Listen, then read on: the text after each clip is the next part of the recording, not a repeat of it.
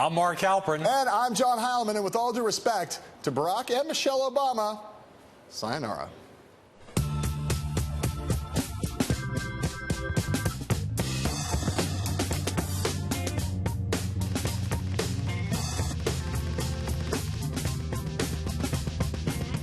Happy, or for many, not so happy, Donald Trump is President's Day, sports fans, and welcome to this final encore inauguration episode of With All Due Respect. A short while ago, during his ceremonial parade, Donald Trump emerged from a black armored vehicle with his family, waving to supporters who lined the street as he walked down Pennsylvania Avenue. Earlier in the day, Mr. Trump became the 45th president of these United States, swearing an oath on his childhood Bible to protect and uphold the Constitution and using his inaugural address to paint a grim picture of the country as it currently stands and cast himself as a commander-in-chief who can and will deliver a brighter future. We are going to talk more about Donald Trump's speech in a moment, but let's start with what was a day full of pomp and circumstance as the nation witnessed a pillar of our democratic process, the peaceful transfer of power from the now former President Barack Obama to the now President Donald Trump. The new president will attend 3 black-tie inauguration balls that will be held around the city of Washington, D.C. later tonight. So, Mark, let's step back and take a look at this day in its entirety. Did Donald Trump, do you think, get the inauguration that he hoped for? I'd say 73.5%.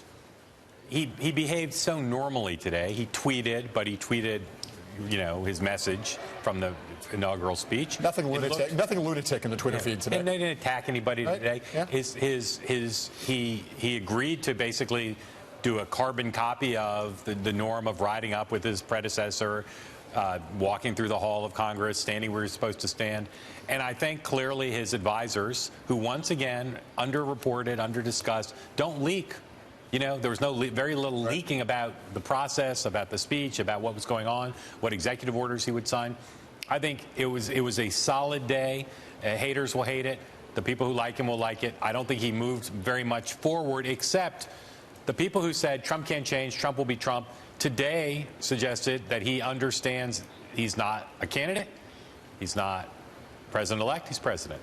And I think that's a step forward, potentially. There are 2 things, I think, that are true about this. One is that an inauguration, just by its nature, by its ceremonial nature, its historical gravity, it almost doesn't matter who the person is or how it goes. You become president of the United States. And so that's what Donald Trump wanted. He got that.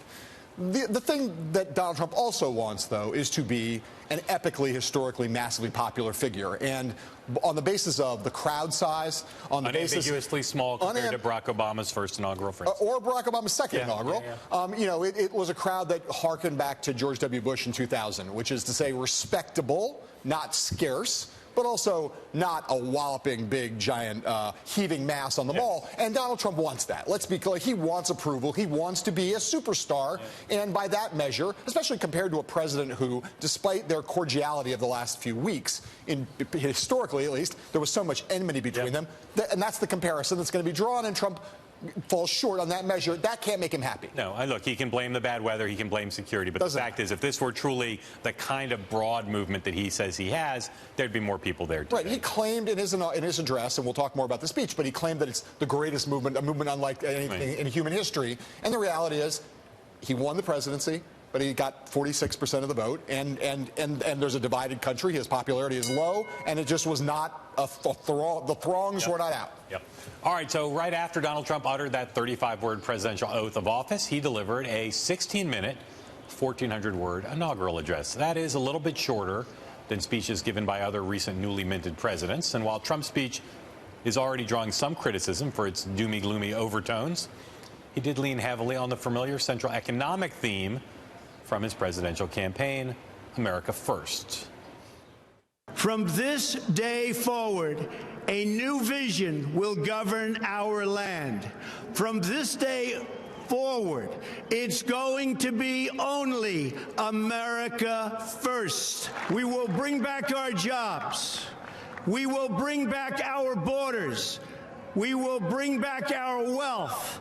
and we will bring back our dreams. We will build new roads and highways and bridges and airports and tunnels and railways all across our wonderful nation.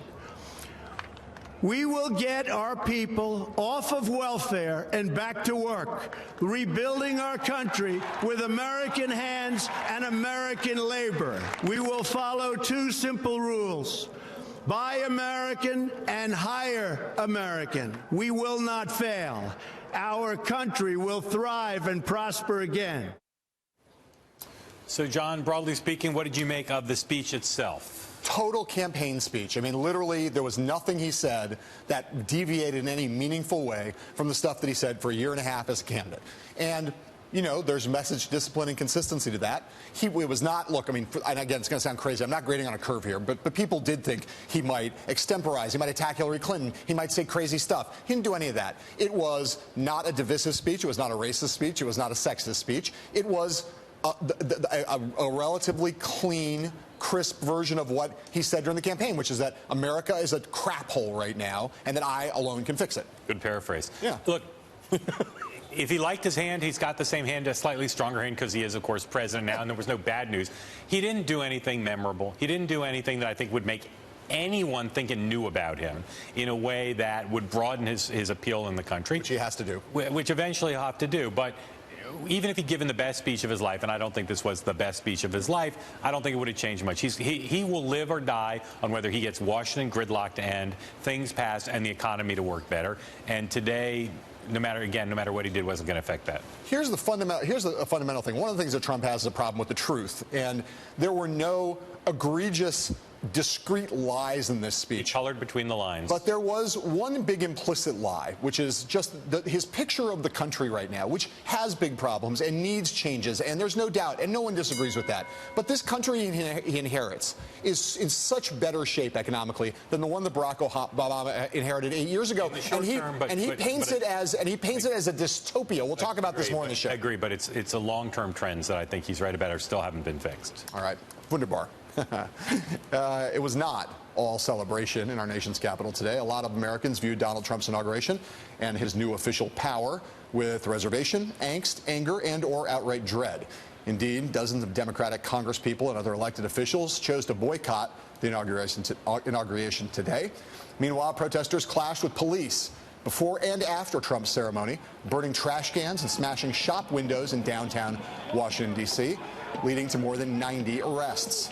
Tomorrow, hundreds of thousands more demonstrators will descend on the nation's capital for the Women's March on Washington, sending a message en masse to the new president on his first full day in office. So, Mark, what do you think we can learn from the response of the anti-Trump forces during these first few hours of his presidency? They're mad as heck, and they ain't going to stand there and take it. There's already ample evidence that this is going to be an opposition like no other, but it doesn't have a focus.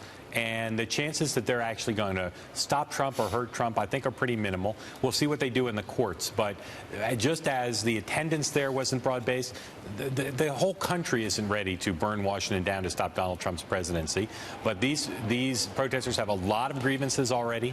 It's clear what they're upset about in a broad sense. But as I said, I think that their ability to actually impact the outcome of what happens with protests like this and with the lack of focus on terms of what exactly they want, I think it's pretty minimal right now. Well, here's where you could be wrong, and this is, I think it's going to be a great test, because the reality is there's more opposition to Donald Trump right now than there was to Barack Obama when he came into office. Oh, for sure. And yet the Tea Party was able to mobilize and have a movement that, through the town hall meetings and other things in 2009, 2010, created big problems for Barack Obama and allowed Republicans to take control of Congress in 2010. There's stuff happening out in the country right now in the Affordable Care Act that suggests that maybe some on the left learned some of the lessons from the Tea Party about how to bring activism at the local level to bear.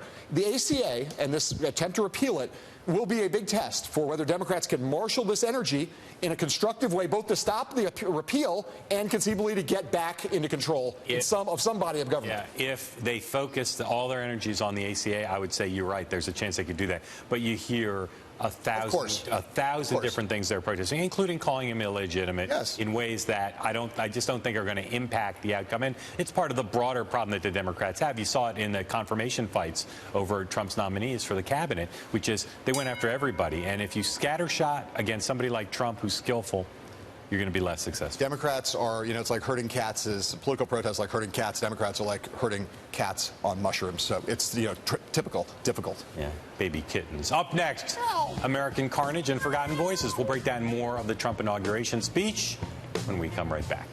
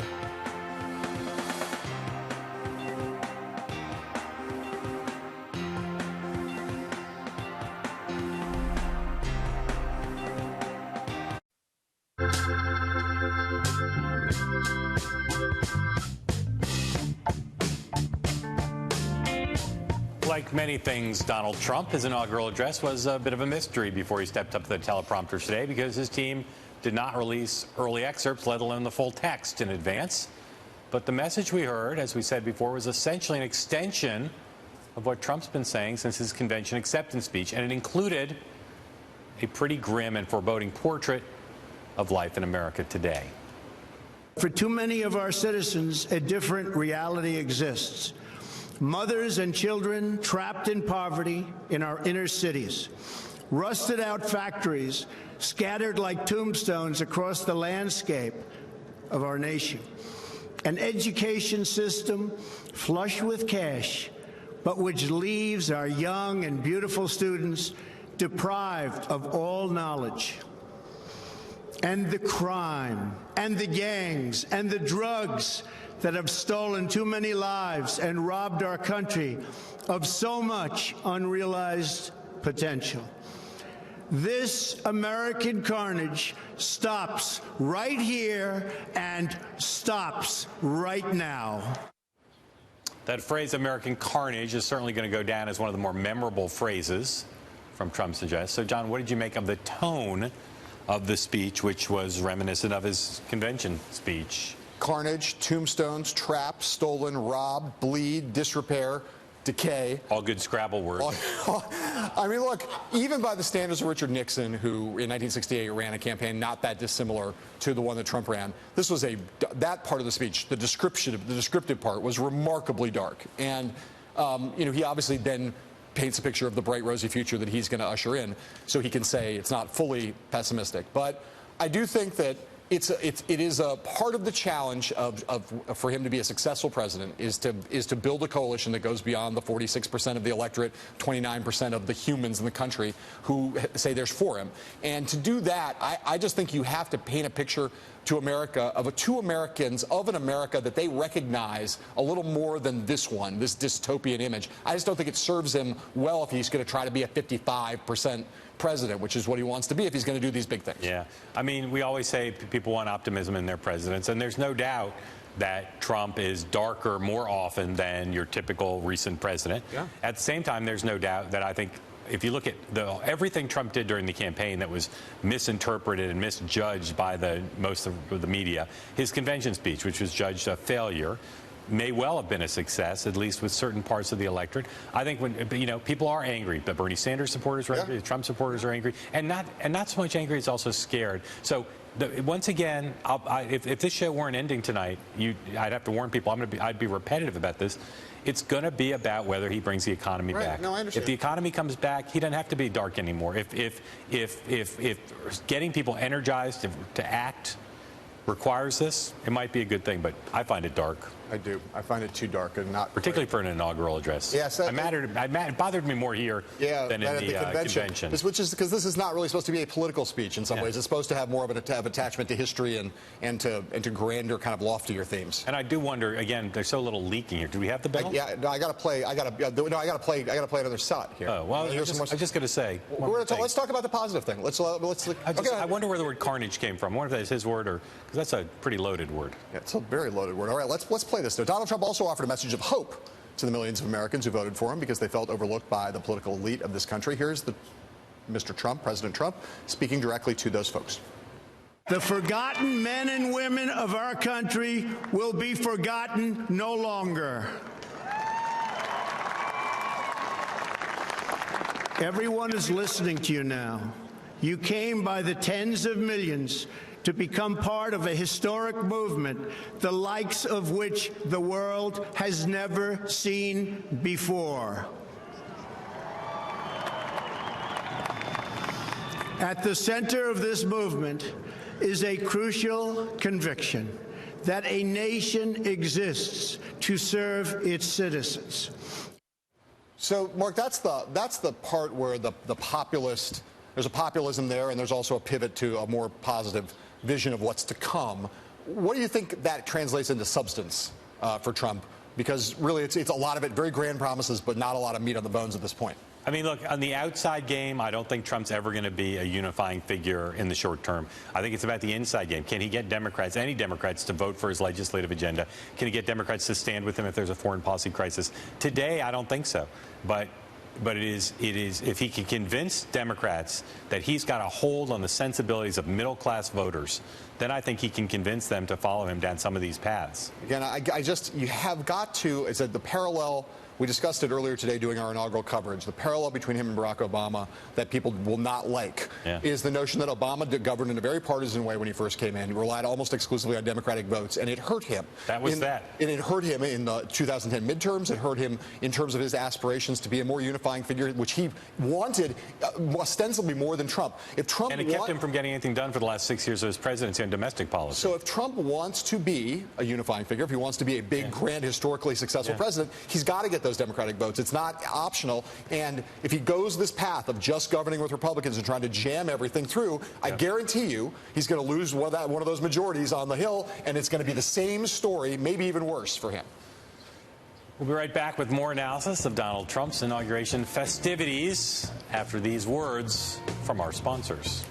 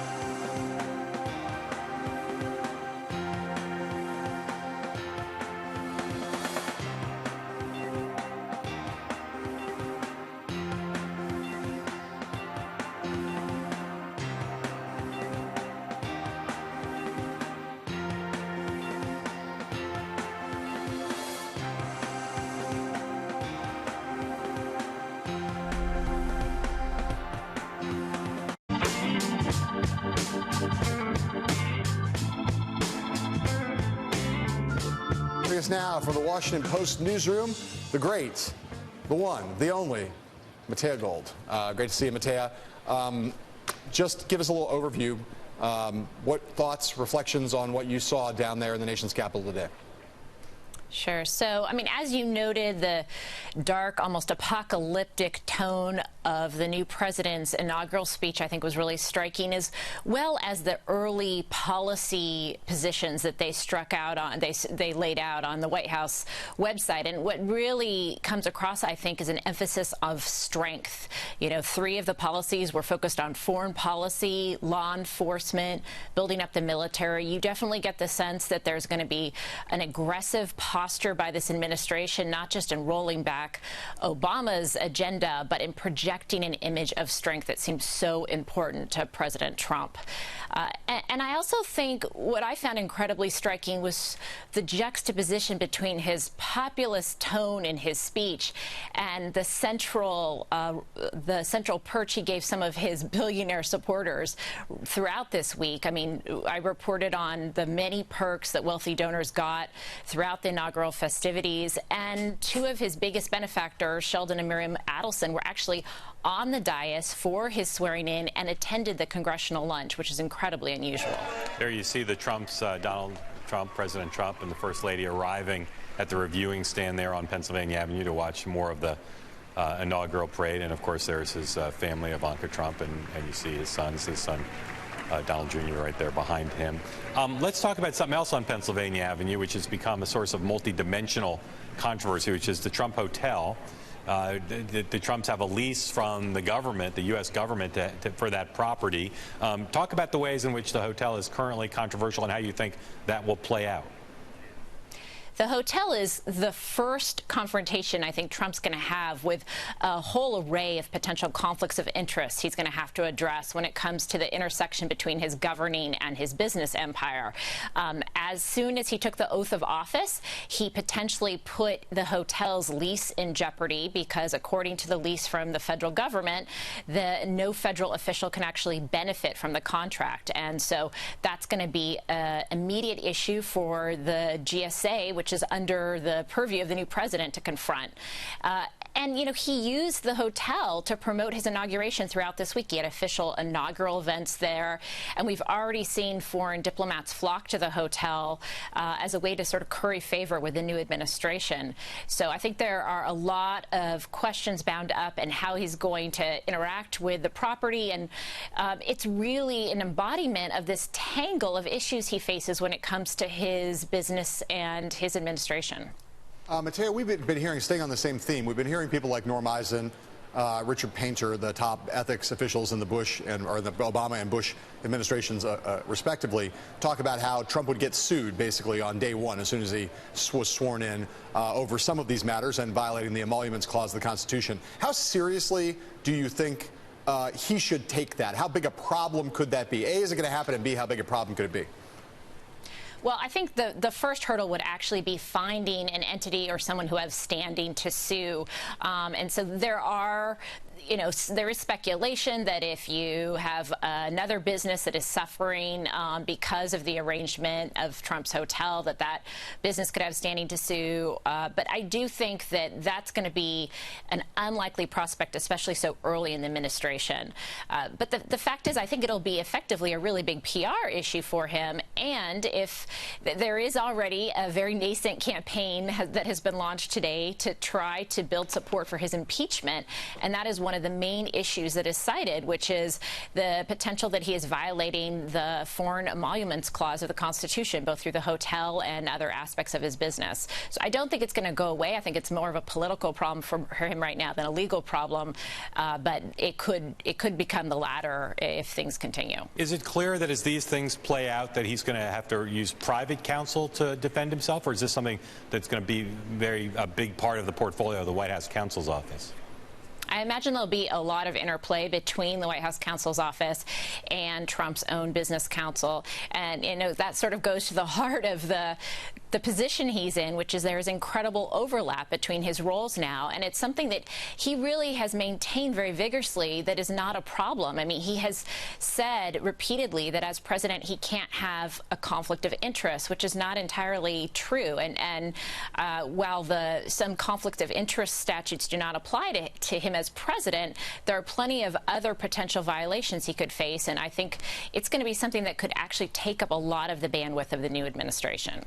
Mattea, real quick, there were protests on the street of Washington today. The Women's March is coming tomorrow. What's the mood of the city at this point as you guys get ready for a much bigger influx of anti-Trump bodies on the ground tomorrow? Yeah, and I think it's important to know, despite the violence and disruptions, it's actually a very small group of violent demonstrators today. City officials are urging people not to have a repeat tomorrow of what we saw in the streets today, which included fires being set and destruction. And so we'll see. Hopefully it'll be peaceful tomorrow. Okay, Mattea Gold, thank you so much. Great to see you. We'll be back with some dear friends of this program, more on Donald Trump's big day and his presidency to come right after this.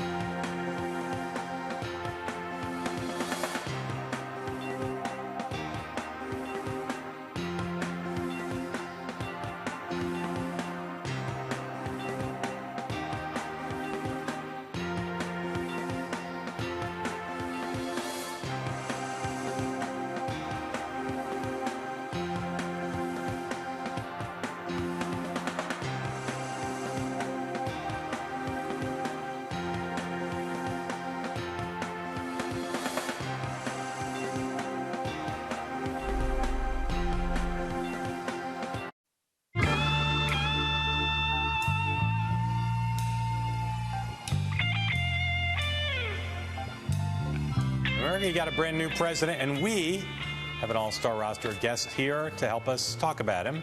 First, though, some sights and sounds of Donald Trump's big league Inauguration Day.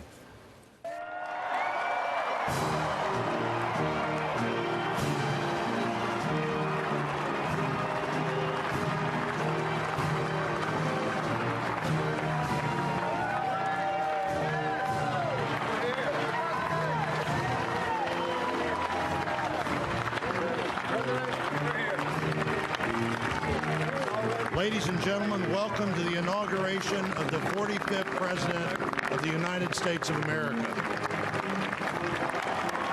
I, Michael Richard Pence, do solemnly swear. I, Donald John Trump, do solemnly swear. We, the citizens of America, are now joined in a great national effort to rebuild our country and restore its promise for all of our people.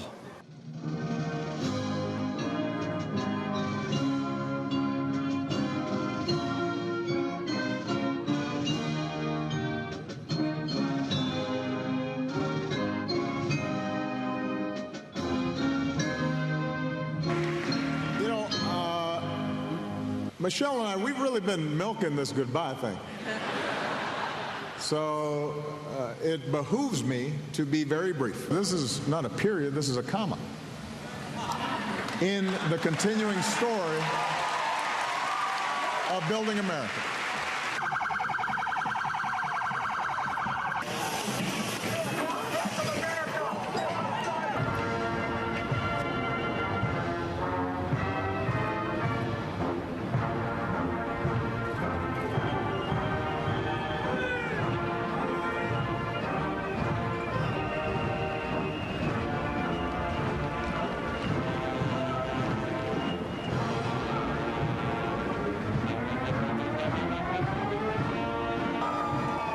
Ladies and gentlemen, the 45th President of the United States, Donald J. Trump, and the First Lady, Melania Trump.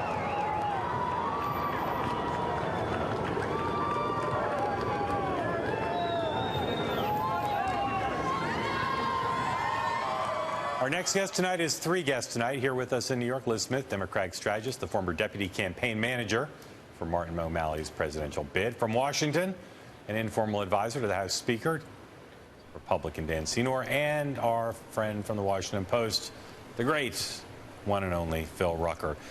We saw President Obama there on his departure. I want to start with Dan, then Phil, then Liz.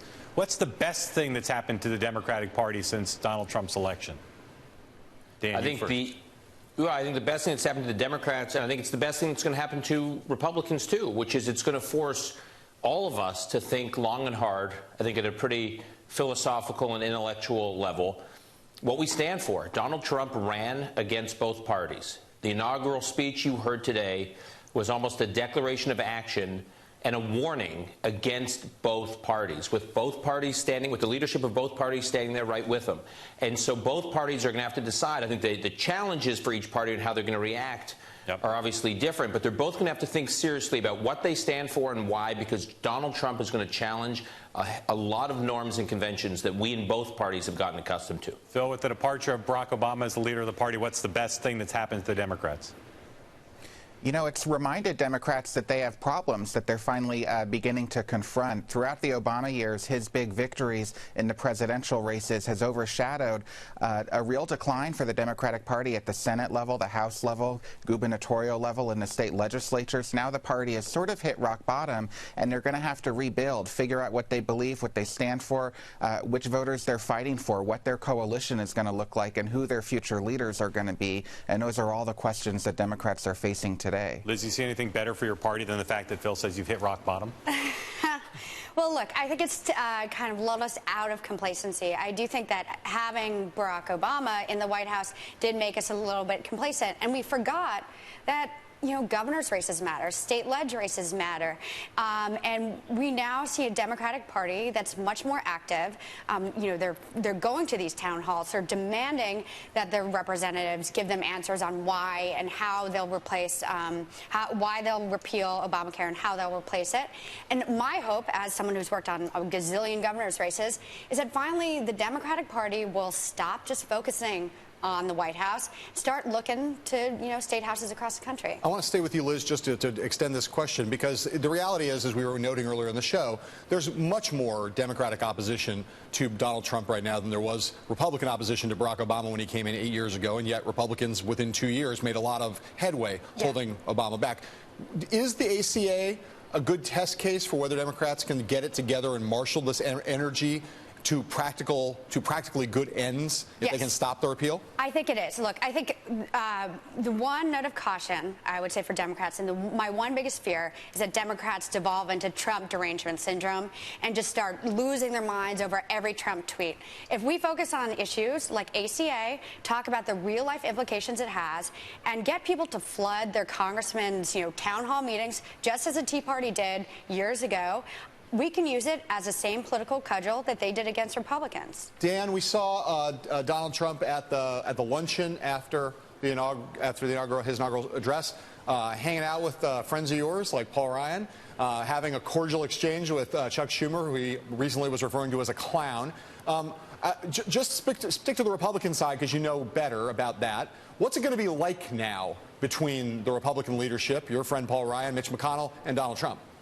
I would say the Republican leadership, and I think actually the Trump team, both recognize they have this sort of highly improbable but very practical marriage right now. I mean, congressional Republicans recognize that they've been working a lot of ideas for a long time. Tax reform, they've been thinking about health care reform, they've been thinking about who the successor, what philosophical profile a successor to Justice Scalia should have. They've been thinking about these things, but they would have never been able to marshal the political support to create a coalition that could make these things happen but for Donald Trump. He just turned out voters that would have never turned out for conventional congressional Republican, including some of the leaders that you saw him with today. On the Trump side, though, I think there's a growing recognition that as energetic and focused and ambitious as they are not going to be able to get much done without the legislative brain power, horsepower, and organizational skills of Mitch McConnell and Paul Ryan. So there's this improbable marriage. It's very practical. And I think there's also recognition among the congressional leadership, Republican congressional leadership,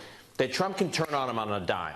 In other words, they're working together now. They've agreed on some agenda items. But if he senses that they are moving too slowly, or if he senses that they don't agree with him on everything, he can quickly cut deals with the other side, undercut the Republican leadership, and really turn his fire. I thought today's speech was essentially a warning to everybody that he could turn his fire on anybody at any moment. Phil, I don't want to ask you to be a prognosticator, but just give me a sense, given the realities we just discussed. Intense Democratic opposition, but some signs they might work with Trump on a few things. Republicans in a kind of an uneasy coalition, potentially with him, fully utilitarian. What do you think happens in this 100 days? Is this a big productive 100 days for Donald Trump, or are we going to see this thing start to unravel pretty quick? I think it'll be fairly productive at first. There are a number of things that Trump is going to be able to do himself on executive actions, some of them starting today and many more on Monday and in the days to come. And those are going to be victories for him. He's going to be able to tell the American people that he's getting things done. It seems like healthcare is moving fairly quickly, although certainly that's going to probably be a little more complicated than the president would like. But it's unclear how much of the rest of his agenda he's going to be able to muscle through in short order. I mean, he wants this presidency to be one of velocity. He just wants action fast, and that's not how the system works, even though the Republicans control both houses in the Congress, so it's going to be messy. Liz, into the current environment, which is pretty polarized and partisan, is about to come a Supreme Court nomination, which is in our politics today about the most polarizing event that occurs. What's the reaction of the Democratic Party going to be to a conservative nominee? Well, look, there's clearly a lot of frustration about how the Republicans, treated Merrick Garland and really slow-walked that. And I think so. There are two schools of thought here about how we deal with Trump, and this is, I think, a big test. Right. Do we try to work with him, or do we resist him at every turn? And if it's someone who is completely antithetical, someone who we really believe would undermine, all the things we stand for, I do think you'll see Democrats fight like hell against him. But if it's someone that is miraculously somewhere toward the middle, I could see Democrats capitulating a little bit. Democrats will not benefit by being a party that doesn't make government work. We are, for good or for bad, the party of government, and we just cannot obstruct everything the Republicans do. Can I ask? Yes. Go ahead. Liz, can I ask you a question? So I agree that if he picks a moderate, there's a chance he splits the Democratic Senate for the Supreme Court. What if he doesn't pick a moderate, but he just focuses his fire on Democrats from red states that he won, people like Tester from Montana that are up in 2018? Isn't there a chance that he could probably peel away a few of those Democrats, even with the conservative Supreme Court pick? Look, and he does definitely have a chance of doing that. I saw Joe Manchin today talking about that and how he is willing to work with Donald Trump on some of these things. And some of the political realities, will come home for these Democrats. And that's going to be his challenge. But again, even with Tester, even with Manchin, if Trump puts up a guy who's going to, go against... Or a gal. Or a gal, sorry. Girl or gal, guy or gal, who really goes against, core democratic values, I don't see them going along with it. So if it's someone who's going to undermine, labor rights, things like that, those guys aren't going to go along with it. Phil, we're seeing delay in the confirmation of most of the cabinet nominees. Yeah. What breaks that logjam? Well, it's not clear. The Senate Democrats obviously are trying to slow this down. They're trying to apply more scrutiny on some of these nominees, who, by the way, some of them have had a rough go at it in these hearings, but it's still not exactly clear how any of them are going to be derailed. I mean, the Republicans have a majority in the Senate. These nominees need a simple 51-vote margin to get through, and many of them are likely to pass in the coming weeks. Dan, let me ask you about one particular nominee, Rex Tillerson, obviously a very important nomination, and one that is potentially in jeopardy if Marco Rubio were to act consistently with the way in which he treated Tillerson in his confirmation hearing. What's your sense on the basis of your reporting and your instinct about Senator Rubio and other Republicans on that committee and how they view Tillerson, what they're going to do? Well, I think that Rubio is probably... Are you asking Phil or me? I'm asking you, Dan. Oh, sorry. I think that if you listen to what Rubio said publicly, all signs are pointing that he votes against. That is my sense of it as well. If he votes against, that means that, so the Senate Foreign Relations Committee, 11 Republicans, 10 Democrats. So it just takes one Republican to get a negative report, a negative recommendation out of the Senate Foreign Relations Committee. Now, there are parliamentary tactics that Corker and McConnell can use to still get Tillerson to the floor. So I think that even if Rubio votes against, Tillerson will still get to the floor. He'll probably just get confirmed about a week later than he otherwise would have, assuming the other Republicans hold and all the Democrats vote against. He'll get confirmed about a week later. But I think it'll sort of clip his wings a little bit. It'll get things off to a bumpy start. I don't think the White House will be particularly happy. Now, the unknowns now are McCain and Graham. If McCain and Graham vote against on the floor, even if it gets to the floor through a negative recommendation, and all the Democrats hold, then he could go down. Again, I don't think it'll come to that. I think he probably still gets confirmed. But I think this is going to be messy over the next 7 to 10 days. I think that, and it's going to be a result of an intra-Republican disagreement, and that is not something the White House is betting on. I mean, they're waking up to it now, and it is going to be very frustrating to them because they want to convey, as well they should, is momentum. Donald Trump is assembling his team. They want momentum. And this could, slow down the momentum. Not jeopardize it, but just slow down the sense of it. Dan Senor, Liz Smith, Phil Rucker, all great Americans. Thank you for your service to America and to this program. Right? Good talkers. Thank you all. Up next, Donald Trump's first big executive moves as president. We'll talk to two of our Bloomberg colleagues who cover the White House when we come back.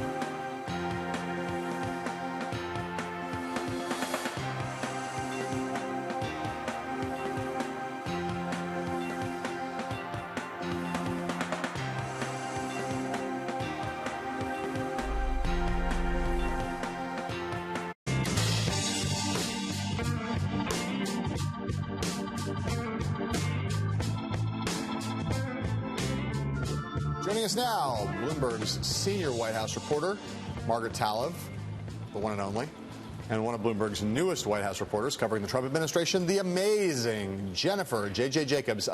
Ladies, great to see you. Jennifer, let me start with you.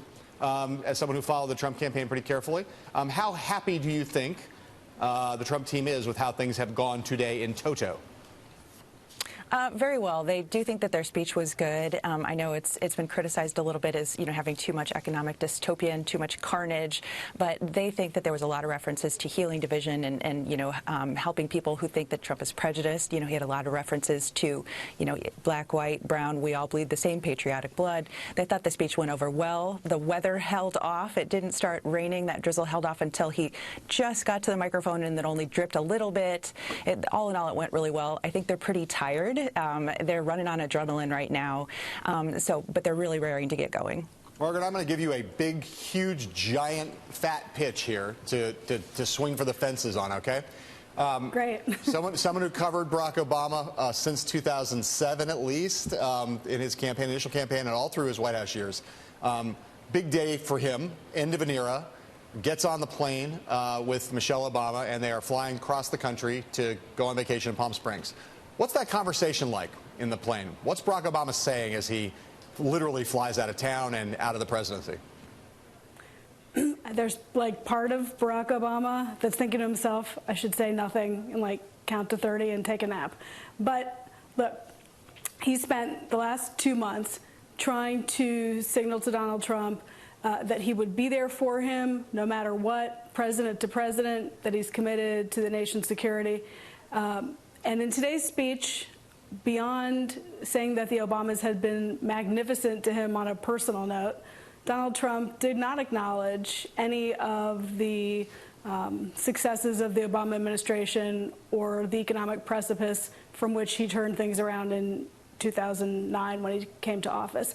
I think President Obama probably disagreed very much with Donald Trump's sort of vision and approach to today's speech, but he's also said he was going to step back from a while.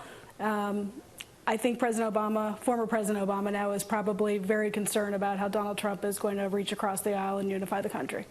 Jennifer, this government starts out with a lot of missing people, a lot of slots not filled, slow confirmation process ahead, most of the sub-cabinet not even named yet.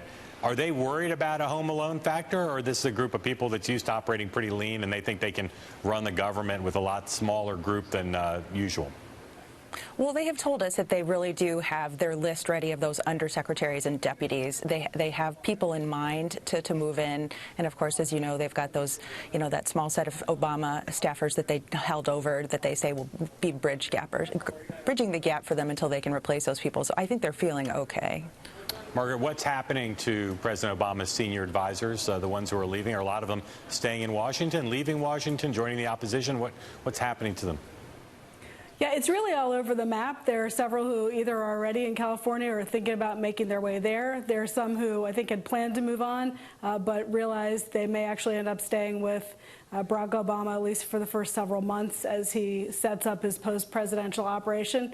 There are some who wanted to go in the corporate world and make money, and turns out Democrats aren't that much in demand right now. It really is all over the map. I think ideologically you've got a mix of people who are done with it and want to walk away, and others who want to keep fighting and sort of regroup for the midterms and the next presidential fight. Margaret, I'm going to stay with you.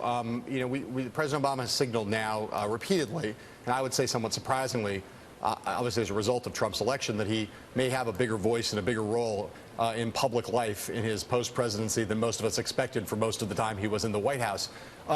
I sense among a lot of liberals that they think Barack Obama is still the leader of their party, and that they look to him. We're going to be looking to him much more than they look to Chuck Schumer or anybody who's in elective office. How do you think the president will rise to meet that, and within 6 months basically be the de facto continuing ex post leader of the party?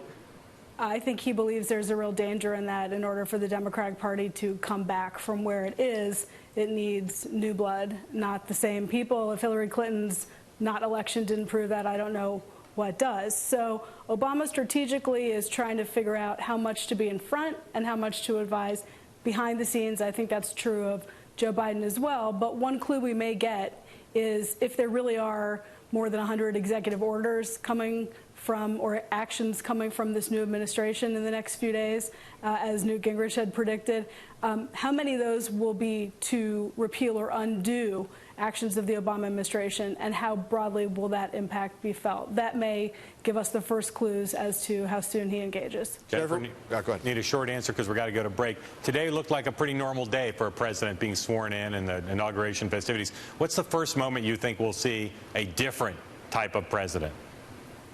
Well, watch for them to do something with national security really quickly. So they're going to want to use their executive orders as talking points to be able to say later, the first things that we did out of the box were work on defeating ISIS, work on building our military, work on health care. So watch for those specific things. All right. Margaret Taleb, Jennifer Jacobs, colleagues, friends, great reporters, thank you for being with us, and we'll be right back.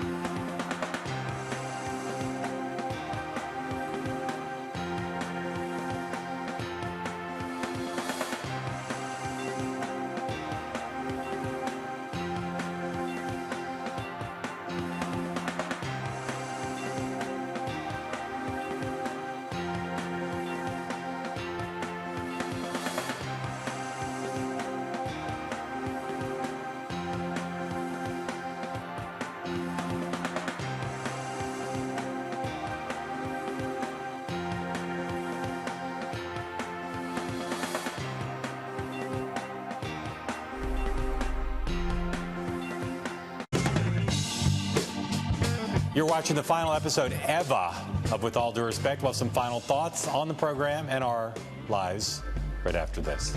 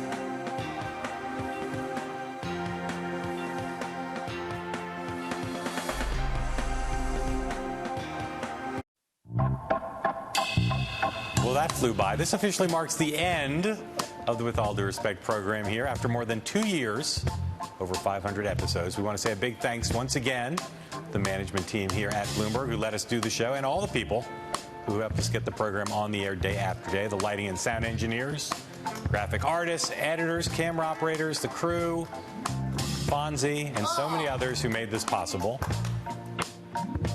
They're a good-looking group, I think. You know, that's the thing. I also want to say thanks to all the people who came on the show. We never paid them a dime. They made the show smart. They made us smarter. And to the extent that we did anything good, we owe it all to them. Yeah. So thank you, one and all. Thanks most of all to those of you who watched the program. We appreciate the time you gave us. So for the last time, we say to you, sayonara.